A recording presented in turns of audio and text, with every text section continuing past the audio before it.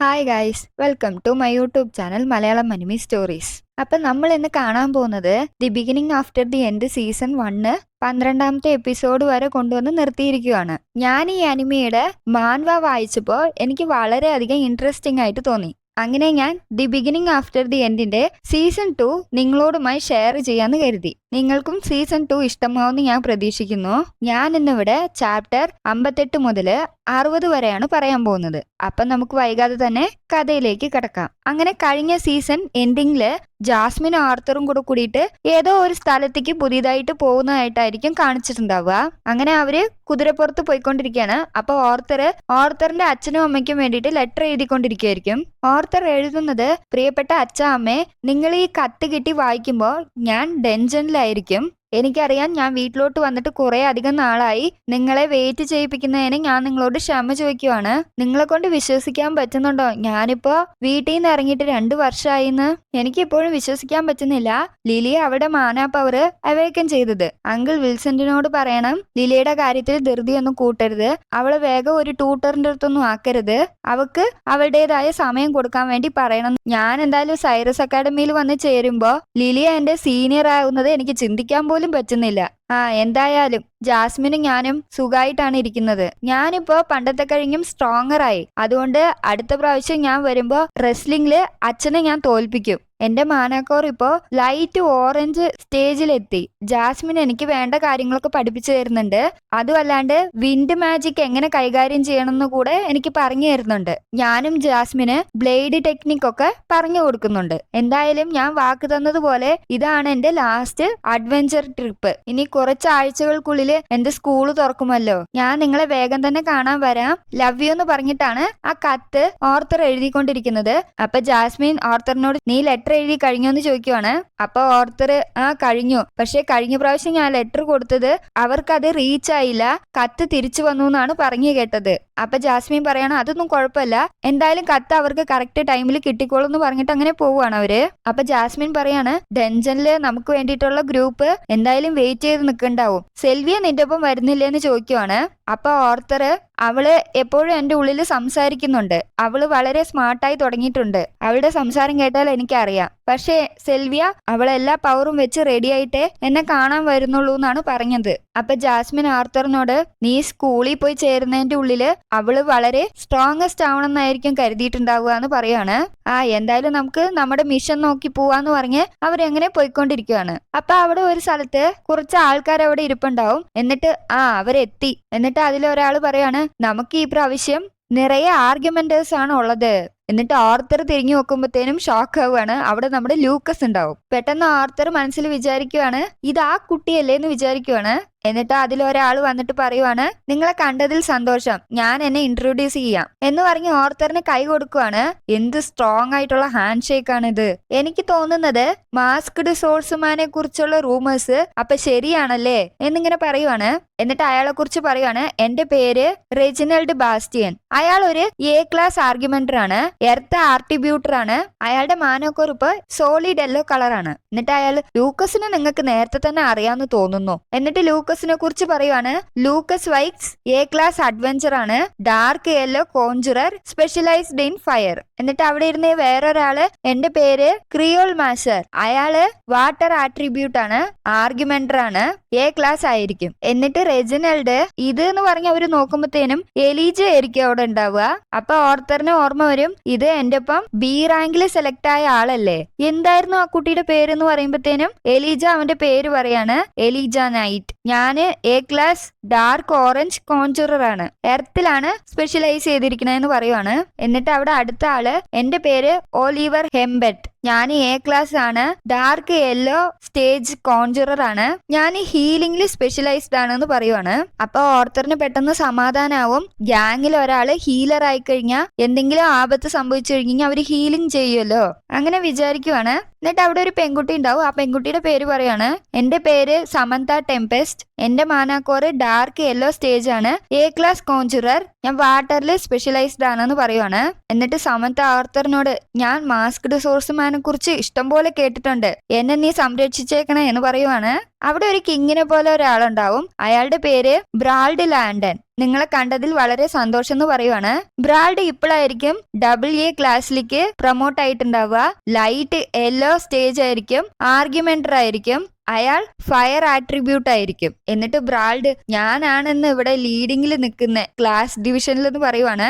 എന്നിട്ട് ജാസ്മിനെ ഓർത്തറിനോടും ഇൻട്രൊഡ്യൂസ് ചെയ്യാൻ വേണ്ടി പറയുവാണ്. അപ്പൊ ജാസ്മിൻ ഞാനിപ്പോ ലൈറ്റ് യെല്ലോ സ്റ്റേജിലാണ്, AA ക്ലാസ് ആർഗ്യുമെന്റർ ആണ്, വിൻഡ് ആട്രിബ്യൂട്ടറും ആണ്, 2 സ്വാഡ് യൂസ് ചെയ്യുന്നു പറയുവാണ്. അപ്പൊ ബ്രാൾഡ് എന്തായാലും നന്നായി, അപ്പൊ നമ്മുടെ ഗ്രൂപ്പില് 2 AA ക്ലാസ് ഉള്ള അഡ്വഞ്ചർ ഉണ്ടല്ലോ എന്ന് പറയുവാണ്. എന്നിട്ട് ആർത്തർ അവന്റെ പേര് നോട്ട് എന്നാണ് പറയുന്നത്. എന്റെ മാനോക്കോർ ലൈറ്റ് ഓറഞ്ച് സ്റ്റേറ്റിലാണ്, A ക്ലാസ് ആർഗ്യുമെന്റർ ആണ്, ഫയർ ആട്രിബ്യൂട്ട് എന്ന് പറയുവാണ്. പെട്ടെന്ന് സമന്ത ആർത്തറിനോട് പറയാണ്, ഫയർ ആട്രിബ്യൂട്ടോ, നിനക്ക് എലമെന്റുകളുമായി ഒരു ബന്ധവും ഇല്ലാന്നാണല്ലോ ഞാൻ കേട്ടത്. അപ്പൊ ഓർത്തർ ഞാൻ എന്റെ പേഴ്സണൽ റീസൺസ് കാരണം എന്റെ മാജിക് ഒന്നും ഞാൻ കുറച്ചു കാലമായി യൂസ് ചെയ്തിട്ട്. എന്നിട്ട് ബ്രാൾഡ് അവരോട് നിങ്ങളുടെ ബാഗൊക്കെ ഇന്നും വെളിയിൽ തന്നെയാണ് ഇരിക്കുന്നത്, നിങ്ങളുടെ കയ്യിൽ ഡൈമെൻഷൻ റിംഗ് ഇല്ലേന്ന് ചോദിക്കുവാണ്. അപ്പൊ ജാസ്മിനും ആർത്തറും ഇല്ലാന്ന് പറയുവാണ്. അപ്പൊ ബ്രാൾഡ് ലൂക്കാസ് നിന്റെ അടുത്ത് ഉണ്ടോന്ന് ചോദിക്കുമ്പോഴത്തേനും ലൂക്കാസ് ദേഷ്യപ്പെടുവാണ്. എന്റെയൊക്കെ ഫുള്ളായി, ഇനി വേണമെങ്കിൽ ഒലിവറിന്റെ അടുത്ത് ചോദിക്കുന്നു പറയുവാണ്.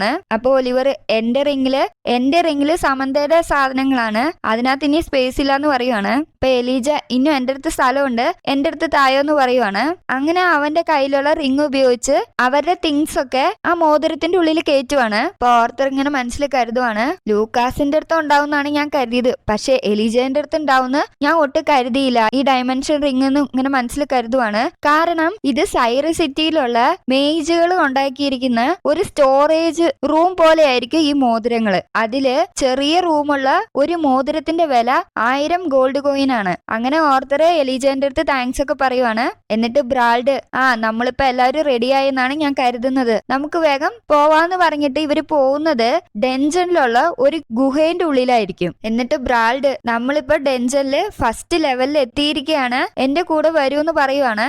എന്നിട്ട് ലൂക്കസ് അവിടെ ചുറ്റും നോക്കിയിട്ട് ഇവിടെ ഒരു ബീസ്റ്റ് പോലും ഇല്ലെന്നാണ് ഞാൻ കരുതുന്നത് എന്ന് പറഞ്ഞ് അവരിങ്ങനെ ചുറ്റും നോക്കിക്കൊണ്ട് നടക്കുവാണ്. പെട്ടെന്ന് അവര് മേലോട്ട് നോക്കുമ്പോ ഇരുട്ടില് ചുവപ്പ് കണ്ണ് വെച്ചിട്ടുള്ള ബാറ്റ് റണ്ണേഴ്സ് ആയിരിക്കും അവിടെ മൊത്തം. അപ്പൊ അതുങ്ങളെ കണ്ടപാടെ ബ്രാൾഡ് പൊസിഷനിൽ വേഗം വന്ന് നിൽക്കുന്നു പറയാണ് അവരുടെ അടുത്ത്. അങ്ങനെ അവർ ഓരോരുത്തരും അറ്റാക്ക് ചെയ്തുകൊണ്ടിരിക്കുകയാണ് അതുങ്ങളെ. അപ്പൊ ബ്രാൾഡ് പറയുവാണ്, നിങ്ങൾ അതുങ്ങളെ കൊല്ലുന്നതുകൊണ്ട് ഒരു ഉപകാരവും ഇല്ല, നിങ്ങൾ നിങ്ങളുടെ മാനയ പവറിനെ യൂസ് ചെയ്യണ്ട, സ്റ്റാമിന കളയണ്ടെന്ന് പറയുവാണ്. കാരണം അതുങ്ങളെ കൊന്നാലും അതുങ്ങൾ പിന്നെയും പുനർജനിച്ചോണ്ടേ ഇരിക്കും. അത് പറഞ്ഞു തീരുമ്പത്തേനും ലൂക്കസ് അവനെ എപ്പോഴും പോലെ അവന്റെ അതിബുദ്ധി യൂസ് ചെയ്ത് ഫയർ എലമെന്റ് യൂസ് ചെയ്ത് അതുങ്ങളെ മൊത്തം കൊല്ലുവാണ് അവിടെ. എന്നിട്ട് ബ്രാൾഡിന് ദേഷ്യം വരും. ലൂക്കസിന്റെ കഴുത്തിന് കുത്തിപ്പിടിച്ചിട്ട് നീ എന്താ ഈ കാണിച്ചത്, ഞാൻ ഇപ്പോഴല്ലേ പറഞ്ഞത് നിന്നോട് ആരും മാന യൂസ് ചെയ്യരുത്, അതുങ്ങളെ കൊല്ലുന്നതുകൊണ്ട് ഒരു കാര്യമില്ലാന്ന്, നിനക്ക് ഇന്നും അറിയില്ല ഈ ഡെൻജൻ എത്ര ഡേഞ്ചറസ് ആണെന്ന്. എന്നിട്ട് ലൂക്കസ് ബ്രാൾഡിന്റെ അടുത്ത് പറയും, അതിനിപ്പോ എന്താ കുഴപ്പം പറ്റിയത്, ഞാൻ എല്ലാത്തിനും ഒറ്റയടിക്ക് കൊന്നില്ലേന്ന് ചോദിക്കുവാണ്. എന്നിട്ട് ബ്രാൾഡ് ഇവന്റെ അടുത്തൊന്നും പറഞ്ഞിട്ട് കാര്യമില്ല എന്ന് വിചാരിച്ചിട്ട് ബ്രാൾഡ് എല്ലാവരെയും നോക്കി പറയുവാണ്, നമുക്ക് ഇതുങ്ങള് വീണ്ടും പുനർജനിക്കുന്നതിന്റെ മുൻപ് നമുക്ക് ഇവിടുന്ന് പോവാന്ന് പറയുവാണ്. ഈ ഡെൻജൻ ഇവിടെയുള്ള നിഗൂഢ ജീവികളെ ഒന്നും കൊല്ലാൻ കഴിയില്ല എന്നാണ് എല്ലാവരും ഈ ഡെൻജനെ കുറിച്ച് പറയുണ്ടാവുക. അങ്ങനെ പെട്ടെന്ന് ആ കൊന്നിട്ട ബാറ്റ് റണ്ണേഴ്സ് ഒക്കെ ജീവൻ വെച്ച് ഇങ്ങനെ വരുമായിരിക്കും. ഇവിടെ ഉള്ള മാനാക്കോറ് ഒരു അഡ്വഞ്ചേഴ്സിനും എടുക്കാൻ പറ്റില്ല എന്നാണ് ഇവിടെ ഉള്ളവര് പറയാറ്. ഈ ഡെൻജനില് ഫസ്റ്റ് വന്ന എക്സ്പ്ലോറേഴ്സ് ഒരു പേര് വെച്ചിട്ടുണ്ടാവും, ദി ഡയർ ടോംബസ് എന്ന് വെച്ചാൽ ദാരുണമായ ശവകുടീരങ്ങൾ. ഇങ്ങനെ വെക്കാൻ എന്തെങ്കിലും കാരണം കാണും. ബ്രാൾഡ് ഈ പ്രാവശ്യം മാത്രമല്ല മുൻപും ഒരു തവണ ഈ ഡെൻജനിൽ വന്നിട്ടുണ്ടാവും. അങ്ങനെ അയാൾ അവിടെ ഒരു പോയിന്റ് മാർക്ക് ചെയ്ത് വെച്ചിട്ടുണ്ടാവും. അങ്ങനെ അയാൾ അതിന്റെ അടുത്ത് എത്തുവാണ്. എന്നിട്ട് ബ്രാൾഡ് എലീജനോട് എർത്ത് എലമെന്റ് യൂസ് ചെയ്ത് ഹാൻഡ് ഹോൾഡ്സ് ഉണ്ടാക്കാൻ വേണ്ടി പറയുവാണ്, അവർക്ക് അത് പിടിച്ച് കയറി പോവാൻ വേണ്ടിയിട്ട്. എന്നിട്ട് അവര് അതിൽ പിടിച്ച് കയറി പോവുകയാണ്. അപ്പൊ ബ്രാൾഡ് പറയും, കഴിഞ്ഞ തവണ വന്നപ്പോഴേ ഞാൻ ഞാൻ കരുതിയതാണ്. ഇനി അടുത്ത് വരുമ്പോ ഒരു ഗ്രൂപ്പുമായിട്ട് വേണം ഇവിടെ വരാൻ. ഇതിന്റെ അടിയിൽ എന്തായിരിക്കുമെന്ന് പറയാൻ കഴിയില്ല. എനിക്ക് തോന്നുന്നത് ആ ബാറ്റ് റണ്ണേഴ്സിന് പുനർജീവൻ നൽകുന്ന എന്തോ ഒരു സാധനം അവിടെ ഉണ്ടാകും. അപ്പൊ ക്രിയോള് പറയുവാണ്, ഞാൻ ഇത്രയും ദൂരം ഇവിടെ വന്നേന് അറ്റ്ലീസ്റ്റ് എനിക്ക് എന്തെങ്കിലും സ്വർണമെങ്കിലും കിട്ടിയാൽ മതിയായിരുന്നു എന്നിങ്ങനെ പറയുവാണ്. എന്നിട്ട് അവരെങ്ങനെ മുന്നോട്ട് നടന്ന് നീങ്ങുകയാണ്. പെട്ടെന്ന് സമന്ത എന്തിലോ തട്ടി വീഴാൻ പോകുമ്പോഴത്തേനും ഓർത്തർ വന്ന് രക്ഷിക്കുവാണ്. എന്നിട്ട് റെജിനൽഡ് ബ്രാൾഡിന്റെ അടുത്ത് പറയുവാണ്, നീ എന്താ ഇവിടെ നേരത്തെ ട്രാപ്പുള്ള കാര്യം ഞങ്ങളോട് പറയാത്തത്? അപ്പൊ ബ്രാൾഡ്, ഞാൻ പണ്ട് ഇവിടെ വരുമ്പോ ഈ ട്രാപ്പും കാര്യങ്ങളൊന്നും ഇവിടെ ഉണ്ടായിരുന്നില്ല എന്ന് പറയുവാണ്. അപ്പൊ ഓർത്തർ അത് പോയി നോക്കുമ്പോ ഒരു മുനയുള്ള സ്റ്റിക്ക് പോലെ ആയിരിക്കും അത്. എന്നിട്ട് അത് എടുത്തിട്ട് ഓർത്തർ പറയും, ഇത് ട്രാപ്പ് അല്ല, ഇതൊരു മാനാബീസ്റ്റിന്റെ എന്ന് പറയുവാണ്. അപ്പൊ അത് കേൾക്കുമ്പോ എല്ലാവരും കുറച്ച് പരിഭ്രാന്തരാവുകയാണ്. അപ്പൊ ബ്രാൾഡ് പറയും, ഇനി എല്ലാവരും സൂക്ഷിക്കണം. എന്നിട്ട് അവര് പിന്നെയും മുന്നോട്ട് നടന്ന് നീങ്ങുകയാണ്. അപ്പൊ ബ്രാൾഡ്, നമ്മൾ എത്തി, പക്ഷെ എന്തോ ഒരു കുഴപ്പമുണ്ട്. ഞാൻ കഴിഞ്ഞ പ്രാവശ്യം വന്നപ്പോ ഇവിടെ ഇത്രയും ചൂട് അനുഭവിച്ചിട്ടുണ്ടായിരുന്നില്ല. അപ്പൊ ഓർത്തർ മനസ്സിലിങ്ങനെ കരുതുവാണ്, എനിക്കും അതേ ഫീലിംഗ് ആണ്. ഒന്നും കരിഞ്ഞു വരുന്ന ചൂടല്ല, എന്തോ ഒരു പവർഫുൾ ആയിട്ടുള്ള സാധനം അതിന്റെ മേത്തുള്ള ആ പ്രഷർ റിലീസ് ചെയ്യുമ്പോൾ വരുന്ന ചൂടാണിത് എന്നിങ്ങനെ പറഞ്ഞ് അവര് മുമ്പോട്ട് നീങ്ങുമ്പോഴത്തേനും അവിടെ മൊത്തം ചെറിയ ചെറിയ ഓട്ടകൾ ഉണ്ടാവും. അതിന് ചൂട് ദ്രാവകം പോലെ അങ്ങ് പൊങ്ങുന്നുണ്ടാവും. അപ്പൊ അവിടെ ഷേക്ക് ആവും ചെയ്യുന്നുണ്ട്. അപ്പൊ എല്ലാവരും പേടിച്ച് ഇവിടെ എന്താ സംഭവിക്കുന്നത്? അപ്പൊ ബ്രാൾഡ്, എനിക്കും ഒന്നും അറിയാൻ സാധിക്കുന്നില്ല എന്ന് പറയുവാണ്. പെട്ടെന്ന് അവിടുന്ന് ആ ഭൂമിന്റെ അടിയിൽ നിന്ന് ജൈന്റ് രൂപത്തിലുള്ള ഒരു എർത്ത് വോം വരുവാണ്. അത് കണ്ട് എല്ലാവരും പേടിക്കുവാണ്. പെട്ടെന്ന് ബ്രാൾഡ് ക്രയോളിന് വിളിക്കുമ്പോഴത്തേനും ക്രയോൾ വന്ന് അതിനെ അറ്റാക്ക് ചെയ്യുവാണ്. പക്ഷെ അതിനൊന്നും സംഭവിക്കുന്നില്ല.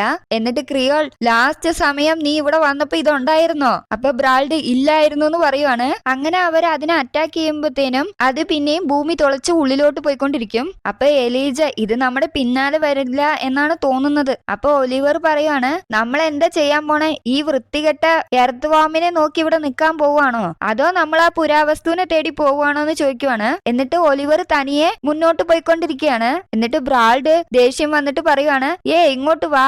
അപ്പൊ ഒലിവർ അതൊന്നും വക വെക്കാണ്ട്, സമന്ത, നീ എന്റെ പുറകെ വന്നോ, നിന്നെ പ്രൊട്ടക്ട് ചെയ്യുന്നതിൽ എനിക്ക് സന്തോഷമേ ഉള്ളൂ എന്ന് പറഞ്ഞിട്ടാവും മുന്നോട്ട് പോവാണ്. അപ്പൊ ബ്രാൾഡ് അവിടെ നിന്ന് കാറുവാണ്. ആദ്യം ഗുഹയുടെ അടിയിൽ പോകുന്നതിന്റെ ഉള്ളില് ഇവിടെ എന്താ സംഭവിക്കുന്നതെന്ന് ആദ്യം നോക്കണം, ഒലിവർ എന്ന് പറയുവാണ്. പെട്ടെന്ന് ആർത്തർ ലൂക്കസിനെ വിളിച്ചിട്ട് അവന്റെ ഫയർ എലമെന്റ് യൂസ് ചെയ്യാൻ വേണ്ടി പറയുവാണ്. എന്നിട്ട് ബ്രാൾഡിന്റെ കഴുത്തിൽ പിടിച്ച് പുറകോട്ട് വലിക്കുവാണ്.